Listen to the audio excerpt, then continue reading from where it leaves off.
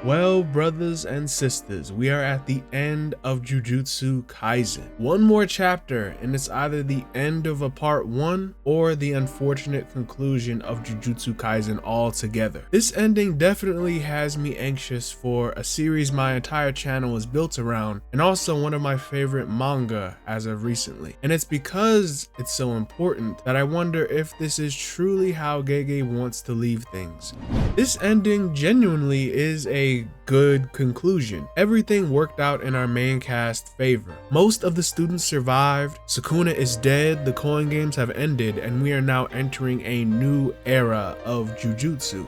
And although all of those things are good, this pace doesn't quite sit right with me. Even for Gege standards for an author and a writer, this conclusion is a bit too hasty. And this is some extreme cope. Bear with me on this one. Let me cope. Please let JJK not fumble its ending like so many others before it do. But what if this conclusion is actually a setup for a part 2? After dozens of chapters in this arc trying to take down Sukuna, this outcome is incredibly sudden. Our cast basically saved Jujutsu Kaisen, and now that it's all over, what are we even doing anymore? With Sukuna gone, what's next? With the coin game over, what else could be a bigger threat or danger? Well, today we are going to explore the possibility of a Jujutsu Kaisen Part 2 and what Gege might actually be cooking. In the newest chapter 270, the sorcerers finally sort everything out and are just trying to tie up loose ends. Somehow the cast ended the entire coin games and everyone is kind of on their own little side quest and actually accomplishing their dream at the end of the story and handling all of their unfinished business. But what struck me the most surprising was actually seeing a figure, a character that looked like Kenjaku, and he's in a comedy duo working with Takaba. And from what I can tell, Gege seems like he's surrounding Kenjaku's return in some kind of mystery, because in this situation there is no malice or evil intent from him. And you can tell it's Kenjaku and not Geto, because it was Kenjaku's interest in comedy that makes him work so well with Takaba. And now it seems like he found a new life as Takaba's comedy partner. If this is what he meant by his inherited will, that is both oddly endearing, but also a very sick joke. Because Kenjaku's character seems to have a bit more purpose than to just be a goofy comedian at the end. But at the same time, it is kind of cool that even after death, him and Takaba found each other again. Wow, if only Gojo was that lucky. But who knows, one chapter left, yet some people think that 221 clock means something.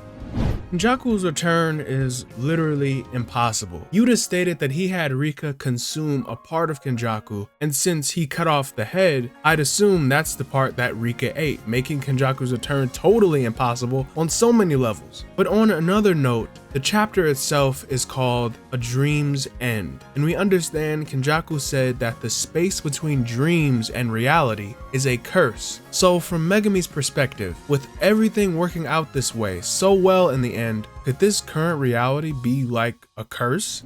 Now, most recently we are left with Yuji, Megami, and Nobara setting off on one last mission to investigate a curse user that vaguely was interfering with a young couple. Now, it's very strange. Like, what the hell, last 2 chapters, Gege, this is what we focus on, kind of strange. However, think about everything that all of them went through. And all things considered, a random curse user should be absolutely no problem at all for them. But that's just it. Yuji says that it's going to be a piece of cake. However, at the very end of Jujutsu Kaisen, will things really be that simple? You know, by this point in the story, I actually would have expected at least one of the trio to be dead by now. But it seems like this could be an ending where all the first years live, yet Gojo is dead. Remember back in Jump Festa 2020, Gege opted for a conclusion where everyone dies except for one of them, or everyone lives except for one. And it seems like we are getting that latter outcome. But something just does not feel right. This ending is so hasty. Everything is just coming together perfectly. And since Sukuna died, it doesn't seem like anything at all is going on. This kind of reminds me of Megami's callback before unsealing Gojo, to where things are actually going too well, that it's actually scary. And for a series like Jujutsu Kaisen, that is pretty crazy. I'd never think Gege would opt out for such a convenient shonen ending where everything works out. which makes me think that, what if Gege was instead setting up for a part 2? In this last chapter, this could be some sort of wake-up call. Evil and cursed spirits and malice still exist in the world of Jujutsu Kaisen. They're still in the cycle of curses. I think it would be such a twist of fate if Kenjaku's will was actually realized in this final chapter, and we find ourselves in a situation where this ending is like a dream or a false memory, just like we have seen all throughout the series many times. This would allow more plot points to be realized, and the story as a whole would have a lot more potential if, say, a new antagonist inherited Kenjaku's will or something of that manner. After all, with this Kenjaku figure roaming around, it's hard to say if this is real or not, because him just being alive is absolutely impossible. And I know it's just massive cope, but I think that there is a ton of ways that this series could have been even better, but it really just comes down to having more time. And we all knew since the 5 chapters were announced, Gege would not have time to address everything or wrap up every plot point, but there seriously is just some things that Gege just fumbled, plain and simple, because he cut everything short, especially considering Tengen, Kenjaku, and Sukuna, because he refuses to elaborate on their estranged relationship and how it affects the sorcerer world today. Even things like the merger could be explored without the need to kill the main characters itself. Instead, the merger was treated as a possible threat, never to be realized or explored, because it would have to force main characters to actually die. And so many people write off the merger like, oh, Gege never planned to show it. The merger doesn't matter. However, the merger is one of the few things in Jujutsu Kaisen that actually can change the entire world of Jujutsu forever. The way barriers work, the way cursed energy works, and the cursed evolution of humanity itself, and the process of crossing to the other side.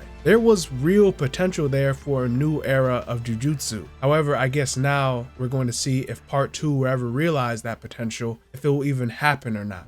I definitely did not expect an ending like the one we're getting now. Gege is unfortunately going full steam ahead to the deep end with a conclusion that isn't terrible by any means, but it just leaves so much more to be desired. And in my opinion, Gege had more in store for the series. No, literally, Gege revealed he wished he had given more backstory and character in different sections of the Koen games, and how he wrote the arc in general. And now with Shinjuku Showdown, I don't know how he feels, but I imagine that he may have his own gripes and grievances of his own, and he may wish he did some things differently. With 1 chapter left, I'm sure a lot of fans are still hopeful for a Gojo return. I mean, if Kenjaku seemingly returned, it's totally in the realm of a possibility for a Gojo comeback. And even now, we have gotten no word on Gojo's funeral, his whereabouts, Gojo's dead body, or anything. All we had was a clock which on it had 2:21, referencing the chapter in which Gojo returned. But now, with everything working out the way that it did,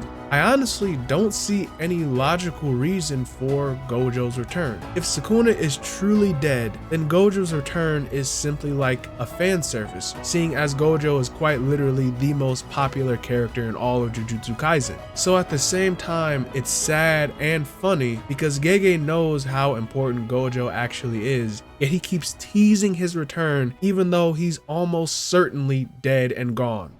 If Gege continues the series of Jujutsu Kaisen, he'd have to make characters or multiple characters bigger and better than even Gojo and Sukuna. He would have to keep raising the bar. And both Gojo and Sukuna pretty much seem like the story's ceiling. And now with both of them gone, I don't think Gege can get better than them. Even after Yuji and everyone defeated Sukuna, they got extremely lucky, and even now they're not anywhere near their level. So the series would need new goals, and especially a new threat, because at this point, it feels like we're just standing still, holding our breath, waiting for Gege to give us more from Jujutsu Kaisen. And sadly, it may just already be over, no part 2 or anything. And I gotta say, that is the worst feeling as a JJK fan.